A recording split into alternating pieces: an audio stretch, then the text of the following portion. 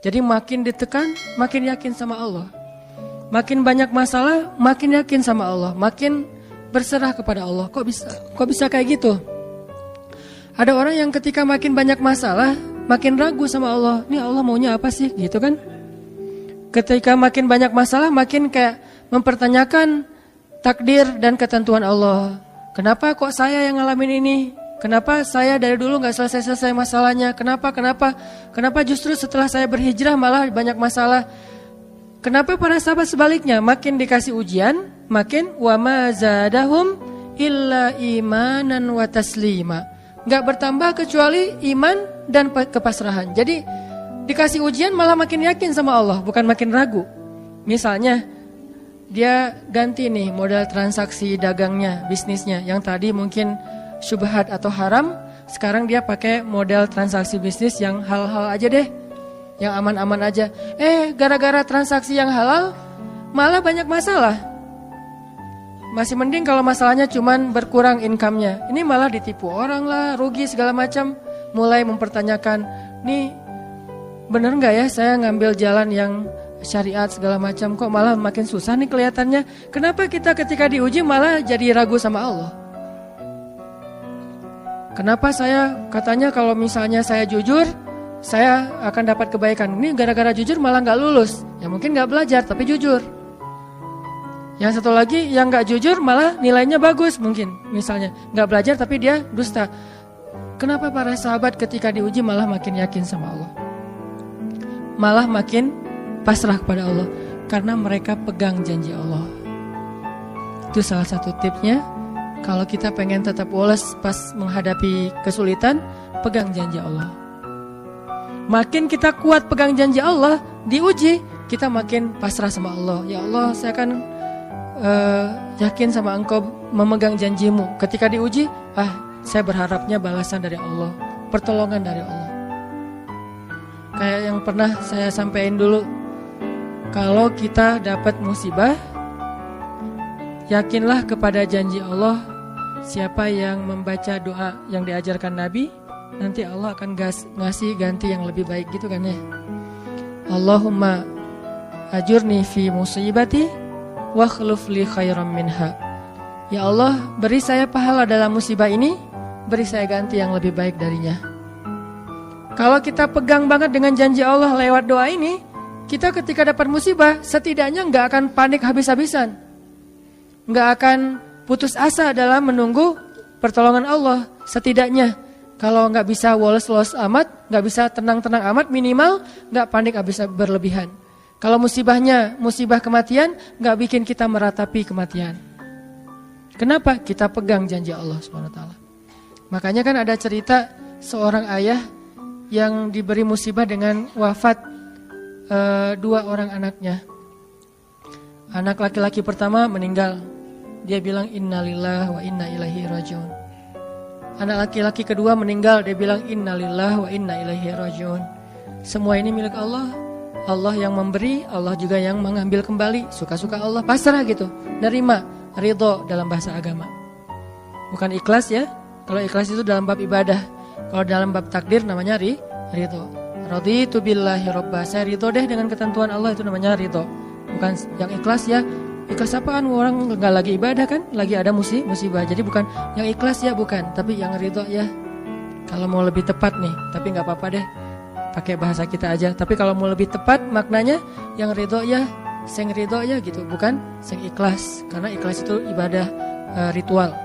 Nah, dia ridho tuh. Innalillahi wa inna ilaihi rajiun. Innalillahi wa inna ilaihi rajiun. Yang ketiga meninggal juga.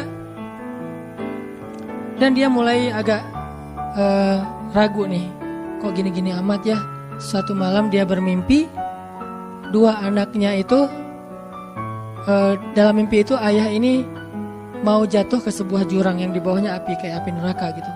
Ditarik sama 2 anaknya. Cuman gak kuat. Kata mereka, seandainya adik ada di sini pasti bisa narik nih, bisa nyelamatin ayah. Kalau adik ada di situ, kenapa cuma 2 yang nolong? Karena 2 itu yang dia ridho, yang satu lagi nggak ridho. Akhirnya cuma 2 orang yang bisa nolong dia di akhirat. Bangun dari mimpi dia sadar, oh ternyata justru Allah pengen nolong dia di akhirat dengan musibah itu. Dan buat anaknya juga kebaikan nanti di akhirat masuk surga. Akhirnya dia bilang innalillah wa inna ilaihi rajiun, astaghfirullahalazim. Hidup kadang kayak gitu. Ketika kita pegang janji Allah, ada sesuatu yang kita tunggu di dalam kesulitan hidup kita, sehingga buat kita selalu punya harapan. Tapi kalau kita nggak pegang janji Allah, kita nggak nunggu apa-apa kecuali mengeluhkan keadaan kita, dan itu bikin kita lemah. Ditolak yang pertama, innalillah wa inna ilaihi rajiun. Ya Allah, beri saya yang lebih baik darinya. Nemu nih, ditolak lagi. Lebih cantik tapi nolak juga, kan lebih sakit ya. Lebih cantik ditolak lebih sakit. Ya Allah, beri yang lebih baik lagi. Makin lama makin di puncaknya rasa sakit yang udah gak tahan, diterima. Nih happy ending nih. Ada gak ya yang kayak gitu ya? Kalau jarang ada, berarti belum mempraktekkan jurus ini nih. Kalau pengen kayak gitu, coba tes deh. Cuman kalau ngetes Allah tahu sih ya. Coba deh praktekin, bukan ngetes, praktekin. Nanti pasti kita akan ngelihat hasil yang luar biasa. Jadi pegang janji Allah. Saya kalau nggak selalu sih, kadang-kadang nih, terutama hal-hal yang masih mampu. Ada musibah kecil, langsung berpegangan pada janji Allah. Nah, ntar Allah ganti yang lebih baik. Tapi itu harus dengan bahasa hati ya, bukan dengan lisan doang nih. Wa khluf li khairam minha. Hati nggak percaya. Allah kan bermuamalah, berakad dengan kita lewat hati itu teman-teman. Allah nggak berakad dengan kita lewat lisan doang. Makanya niat itu kan sesuatu yang terbersih di dalam hati. Walaupun dalam prakteknya ada mazhab yang mengucapkan, ada mazhab yang tidak mengucapkan. Yang jelas secara definisinya terbersih di dalam hati. Innamal a'malu binniyat. Terus Nabi menunjukkan dalam riwayat yang lain, Nabi menunjukkan ke dadanya atau hatinya. Artinya Allah berakad dengan kita itu dengan hati. Jadi kita kalau mau ditolong Allah, katakan kalimat itu dengan benar-benar yakin di hati kita. Wa khluf li khairam minha. Emang yakin saya Allah bisa ganti nih. Yakin. Gimana caranya? Itu bukan bagian kita, itu bagian Allah. Bagian kita berharap, bagian Allah memberikan cara. Jangan sampai kita mengambil bagian Allah. Pasti kita akan kebingungan. Orang kita bukan Tuhan. Mengambil bagian Allah apa? Harus jelas caranya. Kalau nggak jelas nggak percaya. Terlalu logis. Akhirnya nggak lagi ada ruang untuk kita berharap kepada sesuatu. Jangan mengambil bagian Allah. Gimana caranya? Ya terserah Allah. Yang penting saya berharap Allah ganti yang lebih baik. Ikhtiar, urusan kewajiban kita kepada Allah. Bukan cara itu. Kewajiban kita kepada Allah. Ikhtiar itu dalam agama kayak ibadah. Sholat, puasa, zakat. Bukan jalan untuk menemukan suatu kebaikan. Karena Allah yang menentukan. Kadang-kadang kita ikhtiar ini jalannya dari yang lain. Kita ngejar, ternyata dapatnya justru yang sering pakai curhat. Kan beda-beda kan cara Allah ya. Kita ngejar, gak berhasil, curhat lagi ke teman kita di sebelah. Ternyata dia, bukan dia yang jadi sama dia, kita jadi sama dia gitu maksudnya. Ini artinya emang Allah yang punya cara. Asbab, subul. Walladzina jahadu fina lanahdiyannahum subulana. Orang yang bersungguh-sungguh di jalan kami yang akan tunjukkan kepada cara-cara menuju kepada kebaikan. Subul, bukan cuma satu. Kalau satu sabil, ini berarti Allah yang punya cara. Ya Allah, beri saya ganti yang lebih baik. Saya yakin banget nih. Kata teman kita, caranya gimana? Kayaknya mustahil deh. Allah punya cara. Allah bisa mendatangkan sesuatu dengan cara-cara yang kita mengerti, ilmiah, logis. Bisa yang dengan cara yang kita nggak ngerti, nggak ilmiah, nggak logis. Bisa juga dengan sebalik dari apa yang kita ngerti. Kita ngertinya gini, Allah bikin yang sebaliknya. Allah punya banyak cara.